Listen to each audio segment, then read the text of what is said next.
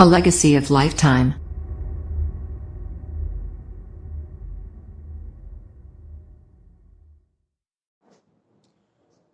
जय हिंद मित्रों।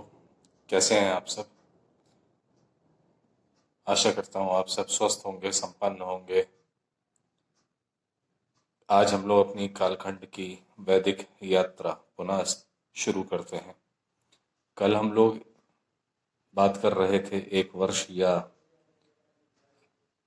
एक वर्ष के कालखंड से आते हुए एक अहोरात्र यानी एक दिन, फिर एक दिन से हम एक घंटा, एक मुहूर्त और परमाणु के गति संपन्न करने तक के कालखंड को हमने जाना।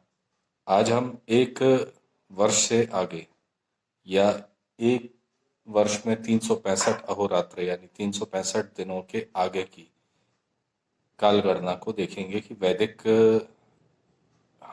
के पुस्तकें हमारी क्या आगे की गणना हमको बता के गई हैं, क्या ज्ञान उनमें छुपा हुआ है। तो जैसा कि आप सबको ज्ञात है कि एक अहोरात्र का मतलब एक दिन होता है, तो 365 अहोरात्र या को एक देव अहोरात्र यानी एक दिन दैवीय मानते हैं। एक वर्ष आपका एक दैवीय वर्ष के रूप में, एक दैवीय दिन के रूप में माना जाता है। इसी तरह 12,000 देव अहोरात्र एक महायुग आपके 43,20,000 वर्षों के बराबर होते हैं। 1,000 महायुग एक कल्प के बराबर होते हैं। एक कल्प को आधा दिन कहते हैं भगवान ब्रह्मा के।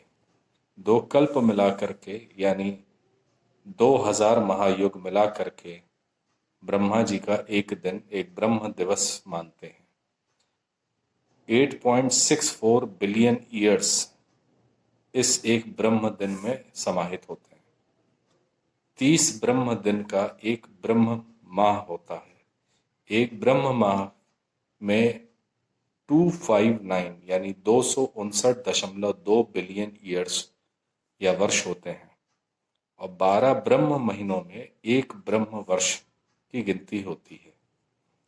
एक ब्रह्म वर्ष में आपके 3.1104 यानी 3.1104 ट्रिलियन ईयर्स होते हैं और 50 ब्रह्म वर्ष का एक प्रार्ध माना जाता है और 2 प्रार्ध यानी कि 3.1104 ट्रिलियन ईयर्स को महाकल्प मानते हैं यानी कि 311.04 ट्रिलियन ईयर्स।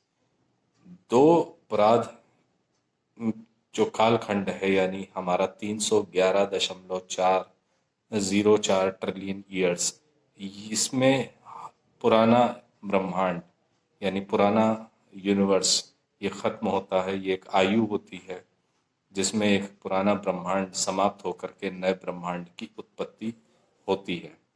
इसी प्रकार वैदिक ज्ञान को अगर हम देखते चलें तो हम न सिर्फ धरती के बल्कि अन्य लोकों का जो मल्टीवर्स जिसको आज की साइंस, आज की मॉडर्न साइंस कहती है, उसको भी हम जान सकते हैं। और इसकी कालखंड की गणना आज की जितनी भी भौतिक साइंस है, जितनी भी मटेरियल साइंस है, मॉडर्न साइंस है, वो उसको कहती है कि हाँ, जितना भी कैलकुलेशन किया गया है वो बिल्कुल सही है। क्योंकि आज हम सबसे बड़ी जो हमारी काल की समय की गणना है वो लाइट ईयर यानी वो दूरी जो एक वर्ष में एक रोशनी की किरण एक स्थान से दूसरे स्थान तक पहुंचने में लगाती है, उसको हम सबसे बड़ी इकाई या यूनिट मानते हैं। जबकि इसके ऊपर हम काफी आगे तक की कालखंड की गणना को अपने वैदिक इतिहास में, वैदिक पुस्तकों के पन्नों में खोज सकते हैं। इसी ज्ञान को हमारे मनीषियों ने, महर्षियों ने वैदिक पुस्तकों को रखा। तो वैदिक गणित हमारी उसकी संरचना बहुत ही सशक्त थी, आज भी है। हमको सिर्फ उन पुस्तकों, उन ज्ञान के भंडारों को पुनः एक बार पढ़ने की, समझने की और अपने जीवन में उतारने की चेष्टा करनी है। यदि हम इस ज्ञान की पूर्ति कर सकते हैं, यदि हम इसकी तरफ पुनः कदम बढ़ाते हैं, तो हमारी सृष्टि की समझ, ब्रह्मांड की समझ काफी बेहतर हो पाएगी। न कि हम सिर्फ ध्वनि की रफ्तार या रोशनी की रफ्तार, बल्कि मन की रफ्तार को भी आंक पाएंगे। क्योंकि जितना भी समय है, समय की उत्पत्ति से ही सृष्टि है। जहां सृष्टि खत्म होती है, आज के मॉडर्न वर्ल्ड भी कहते हैं कि time exist only in universe, ब्रह्मांड में ही समय है।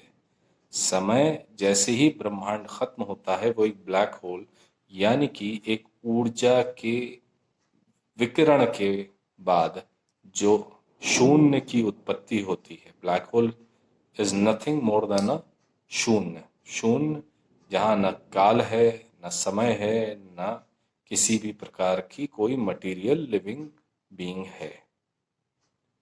तो हर 3.11.04 ट्रिलियन ईयर्स एक ब्रह्मांड की इकाई है।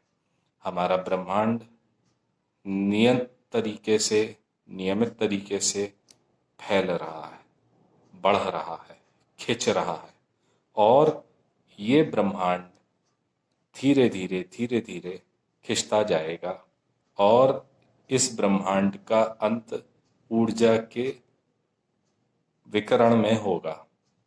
जैसा कि नाभिकीय ऊर्जा, जिसे हम न्यूक्लियर एनर्जी कहते हैं, उसमें भी दो ही प्रकार की ऊर्जाओं के स्रोत माने गए हैं, एक फ्यूजन, एक fission.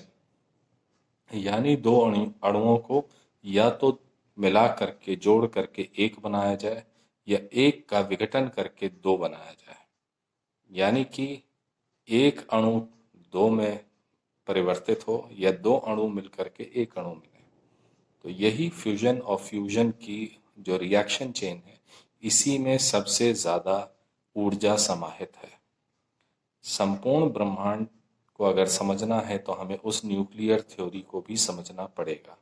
Nuclear theory is nothing more than a nucleus present in between, जिसके चारों तरफ इलेक्ट्रॉन, प्रोटॉन यानी निगेटिव और पॉजिटिव चार्ज घूम रहे हैं। ठीक उस प्रकार जैसे एक सूर्य को केंद्र में रख करके ग्रह उसके चारों तरफ घूम रहे हैं, या एक ब्रह्मांड बीच में एक केंद्र में रख करके ऊर्जा के शून्य को यानी ब्लैक होल्स को उसके चारों तरफ घूम रहे हैं। तो हमारा ज्ञान, हमारी श्रेष्ठता, ये पढ़ने की, आनंद लेने की, अनुभूति की एक दरकार हमसे मांगती है, हमसे समय मांगती है। हम चाहते हैं कि हमारे आज की आने वाली पीढ़ी भी इसको पढ़े, समझे, और हम लोगों के द्वारा जो भी उसमें सहयोग हो पाएगा वो हम जरूर करना अपना सौभाग्य समझेंगे। तो आप सबसे कालखंड की गणनाओं के छोटे इकाई परमाणु से लेकर के विशालतम ब्रह्मांड की आयु के मापन तक का सफर आप सबके साथ बहुत ही आनंददायक था। आने वाले समय में रोज आपसे इसी तरह के रुचिकर विषयों पे बातचीत, चर्चाएं होती रहेंगी। आप सबका प्रेम, आप सबका प्रोत्साहन पा करके मैं मयंक श्रीवास्तव खुद को बहुत बहुत सौभाग्यशाली मानता हूँ। जय हिंद, जय भारत, वंदे मातरम।